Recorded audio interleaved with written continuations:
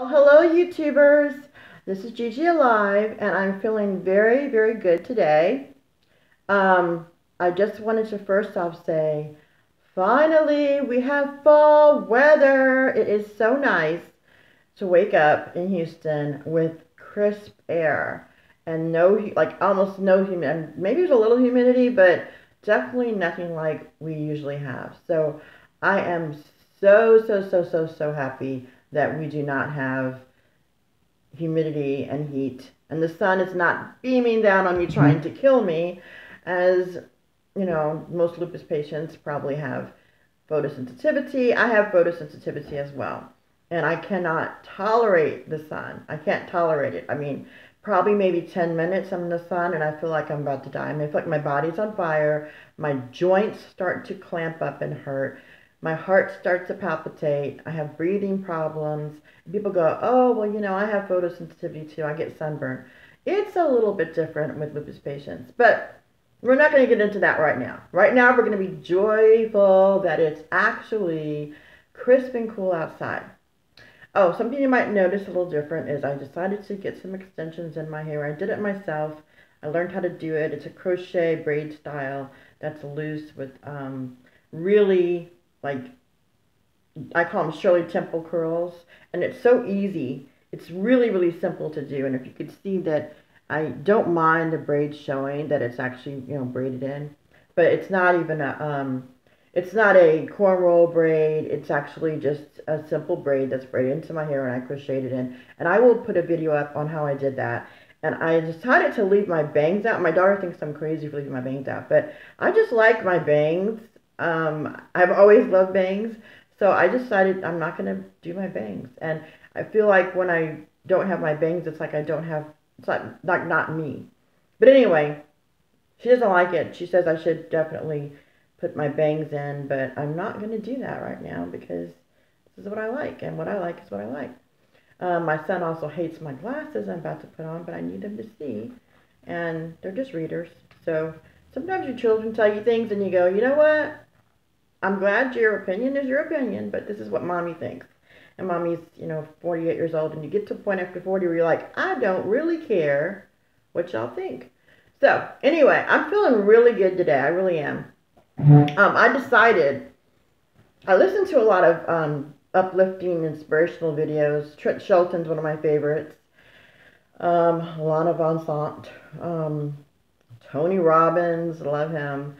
But I like to get uplifted when I watch YouTube videos. And also when I am just looking at Facebook. I like to look at Facebook and see things that are going to be uplifting to me.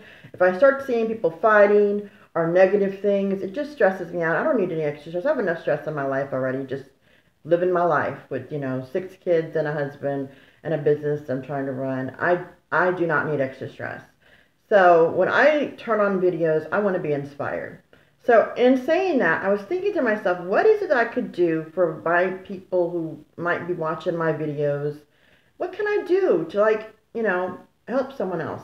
And I thought to myself, I just recovered from a lupus flare. I just had an angiogram. I'm still recovering from just getting that procedure done.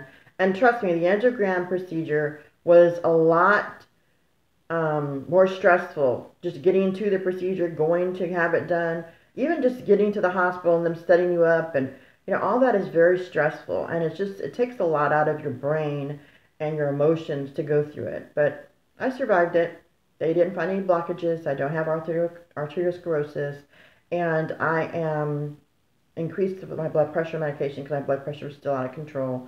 So they increased that, and they're going to figure out whatever else is going on with my heart, arrhythmia-wise, and what I might need to do. But right now, I'm just on I'm on 3 different kinds of medications, and I've doubled my blood pressure medicine. So anyway, I wanted to give some tips how you can survive any illness, really, but lupus flares is what my big illness issues are. And also, of course, not just lupus flares, but I also have recovered from cancer. I'm a cancer survivor for kidney cancer, renal cell carcinoma, 3 years now. And they did find that I had some nodules on my throat, well, on my thyroid, And so I have to go December 1st to get them removed. I have 3 nodules that are 1.9, 3.7, and 3.5, I believe. And I don't know for certain how big they are now, but that was a month ago, and they can grow. So I don't know. They're going to find out December 1st what that's like. But with all that being said, I wanted to try to say these are some things that I do to help myself feel better, to help myself push myself through the day, to take care of my business, take care of my family, to take care of my home, to take care of my husband, to take care of myself. I realize that sometimes you get very busy with just your life. And if you have to work a full-time job where you have to have a boss and you have to check in and you're not running your own business, then it may be very difficult to recover from illnesses. But these are some things that have helped me, okay? I'm going to put my ugly glasses on and I'm going to read it to you because I wrote it down this time. So I want to make sure I got it right, okay? So the bonus thing that I think all people already know, and I'm just going to say it because you got to get it out there so people go, well, you didn't mention this. So I'm going to start mentioning the number one thing people say when you're trying to recover from an illness: do not smoke. And that includes marijuana. People go, oh, well, marijuana's healthy and it's your herb.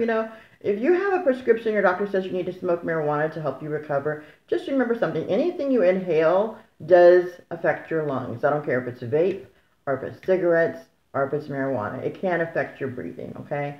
So I suggest do not smoke, okay? Do not drink alcohol. I love red wine. It is great for you, and I do believe that. And I think that in moderation it's good. But during the time where your body's trying to recover, your kidneys are trying to recover, drinking alcohol of any sort is not really going to be helpful for you. And that's my opinion, okay? Some people say, well, red wine is great, doing a shot will help you with, your breathing or, well, whatever they want to say, this has never worked for me. So I have to pretty much stop smoking, stop drinking, and not doing any kind of sugar. Sugar loves disease. People go, oh, but there's sugar in everything. And there is. So when you have any kind of illness, I don't care if it's a lupus related illness or it's cancer, sugar loves it. It's like sugar is like crack for illness. I mean, literally, sugar and illnesses, they go hand in hand. So if you want to get yourself healthy and you want to really try to purge yourself and try to get, on a healthy track, release the sugar from your body, okay? Stop it. Just stop cold turkey if you can. And when you really feel bad, these are things that, when you really are sick, you're not even going to be thinking about smoking or drinking alcohol or eating sugar. You're not thinking about those things. And they're not something that's going to be heavy on your mind. So don't even worry about, oh, I'm going to have to stop, Trust me, when you really feel bad and you have a hard time surviving an illness, you will do whatever it takes, okay? The number one thing, and people will say, well, this is obvious, and it is obvious, but rest. And when I say rest, I mean putting in 8 to 12 hours of sleep. Now, some people say, well, when I'm having a lupus flare, that is not a problem because I'm going to be exhausted. But there are some things you need to do before you start your resting period. And I think this is crucial, okay? The first thing that I think that is most important is before you even, do anything else, take a bath. A nice, relaxing bath. Not a shower, a bath. Like a nice warm bath. I have a big tub. I've always had big tubs wherever I am because I have to take a bath. That is something I do every day, sometimes twice a day. I love to take a bath. It relaxes me. It soothes my joints. It relaxes my heart and I breathe better. The stress is relieved. Baths are wonderful, okay? Now, when you take your bath, what I found is adding a cup of baking soda to your bath water. A cup of baking soda really does help you relax. If you don't want to do baking soda, you could maybe try some lavender or bath salts like that, or bath beads. Something, eucalyptus is also very good. Menthol is really good. But I like the baking soda. A cup, maybe even 2 cups. I have a very big, huge bathtub. So the baking soda, it's really, really good for your joints and helps you really relax. It also is really good for your skin, and it gets off all that bacteria, and use it like a scrub, really. Um, get all that bacteria off your skin, okay? All that you have that comes from the earth, comes from other people, or just from being outside, or even just in your own body. You tend to shed your skin, so just, scrub with it and get it all off. And then do a really good warm rinse. And I like to actually add a little bit of coconut oil to my body when I do my rinse. I just massage it all over my body, and then I do another rinse. So it's not like I'm super greasy and oily. But coconut oil is really, really good as a lubricant, as a moisturizer. Okay? So after you've done and make sure it's a coconut virgin oil, the organic coconut oil. Don't use the one that you might find at the beauty supply. Go directly into the food area of your store where you have most of your oils, and you'll find coconut virgin oil organic. Use that one. And baking soda is so cheap. I mean, like I said, you can just use any kind of baking soda and just a cup for a normal bath, maybe even a little more if you're going to do it like a scrub. So great advice. I promise you, you will not regret. After you do it, make sure you rinse really well so you're not, got layers on you. Make sure you rinse really, really well with nice warm water. The next thing you want to do, and if you can do this before your bath, this is best actually. Clean your sleeping area. Clean your bed area. And when I say clean your bed area, I'm not talking about changing your sheets. That's one thing you definitely want to do. But I'm talking about your bed area. Like get some Lysol and spray everything down.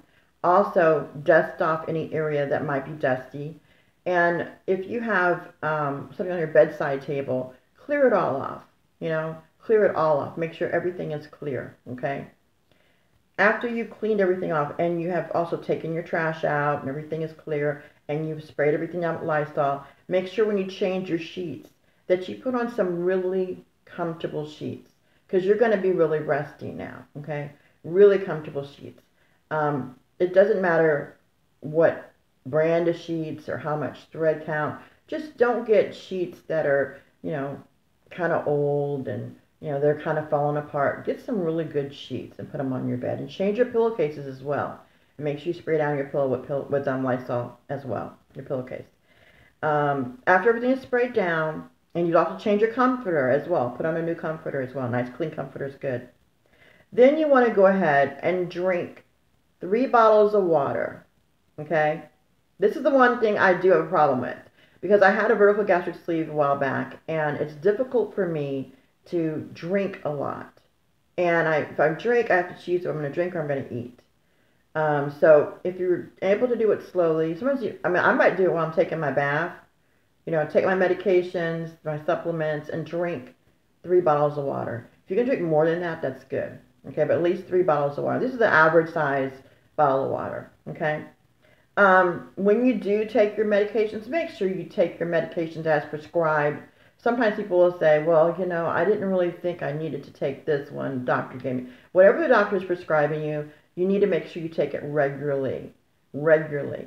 It doesn't work if you just take it occasionally for medicines that are supposed to be taken regularly. There are some medicines that are PRN, like pain medications.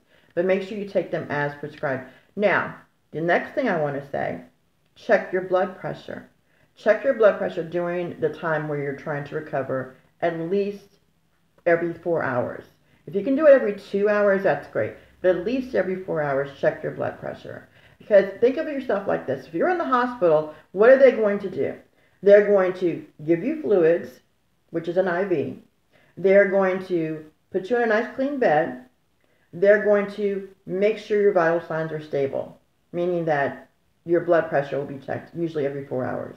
So you do that at home. Go ahead and get one of those blood pressure monitors. And I got mine from Walgreens. It's a wrist monitor. And I will show you all these things that I use in my next video because I want to make sure you see exactly what I'm doing. But the monitor is very, very easy to use. You just put the battery in it, put it on your wrist, press start, and it holds a memory. So that way you don't have to worry about, well, I got to write down what it was so I can show my doctor. No, if you have a good one, like from Walgreens, they have one, just go ahead and let it do what it's supposed to do. Just take your blood pressure every 4 hours and it will record it for you and save it in its memory. So that's good. Okay, so the next thing you want to do, and this might be difficult for some people. Like my husband, he'll be like, no, I'm not doing that. I'm not turning off the television. Yeah, you want to turn off the television. You do not want to watch television while you're recovering from an illness. You do not want to have the internet on.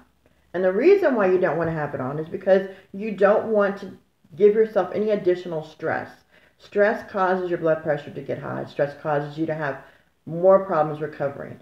So you want to just put yourself in a bubble, you know. Now, I'm not saying you can't play Words with Friends or Scrabble on your internet or, you know, even if you want to just take a glance at your Instagram or Facebook for a few seconds. But do not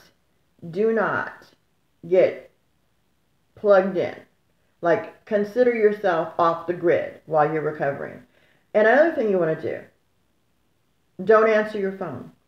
My mother will always say, well, you don't answer the phone, so I don't know what's going on. Well, I do answer my phone on a regular. I answer my phone. But if I'm in recovery mode, I don't have my phone on. Like, my phone is nowhere near me. I try to put it as far away from me, on the opposite side of the bed, on my husband's side, you know, plugged in away from me where I know I'm not going to get up because I can't, because I'm recovering. I can't get up and go run over there and see what's going on. I'm not trying to.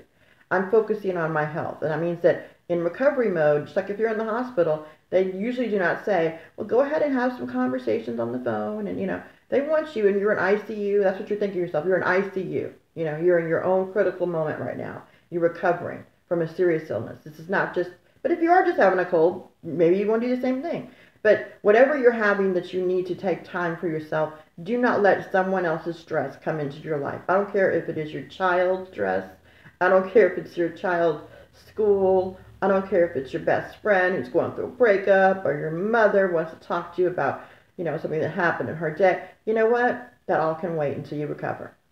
And if you have children, make sure that someone is looking out for your children while you're recovering. Because you're not able to do anything except take care of yourself at this moment. And actually, really and truly, you need to have that support system understand that.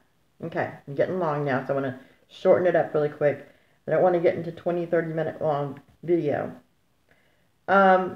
Make sure that you try to use these supplements. These are supplements that have really helped me. B12 injections is what my doctor has now prescribed me. B12 injections, people don't even realize how they most likely have B12 deficiencies. They don't even realize it. Most times you're not checking those things. But B12 is something you need to have. If you're not taking one that's sublingual or taking an injection, you probably will need to have that in your recovery as well. Vitamin D deficiencies are just crazy. People have so many vitamin D deficiencies, don't even realize it as well. So you need to, you know, check with your doctor and see where you are on these supplements and see if you really need them. But if you do need them, make sure you're taking your vitamin D and your B12. But also iron. I have always been anemic. You know, maybe it's just because that's how my blood work, you know, my blood makeup is. But I usually run about 10, maybe 11. And I think it's supposed to be about 12 is the lowest. So even though I'm anemic, I still take iron. So take your iron and consistently, you know, remember if you're going to take iron, you probably need to take a Miralax or a Colace or something behind it because it can bind you up as well. You don't want that. Calcium chews. Sometimes they have calcium chews that come with vitamin D. So make sure if you're taking vitamin D, you're aware of that. So those are the supplements I really want to encourage you to take. But most important thing that I do is I try my hardest to stick to only real food whenever I'm not feeling well. That means I don't have processed food. I try my hardest not to go and get foods that are from fast food restaurants. I try my hardest to really cook like something healthy. And my most favorite thing that usually gets me on the mend pretty quick, which I'm going to make today, is my turmeric ginger veggie stew. And I will send the video of me making the stew, and it's really, really good because turmeric is really good for you, and ginger as well. Helps with inflammation, and it helps fight these autoimmune diseases. So if you get the veggie soup recipe, try to make it. And just try to stick to just eating that.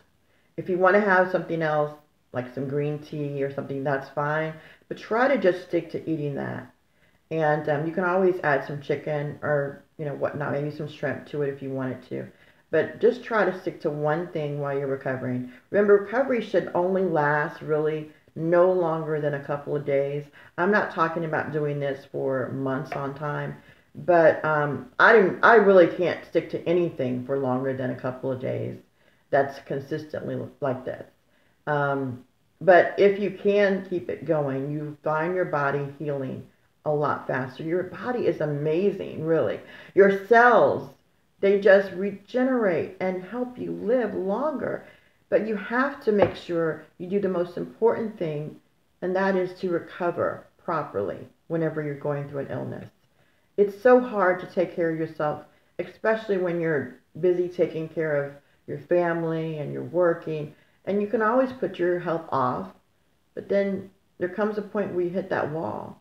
And that's exactly what I think a lupus flare is. It's when you say, okay, can't do it anymore. Can't do anything else anymore. And it may be something where you have to go to the hospital, or maybe something that you can take care of at home, like I just did my last lupus flare.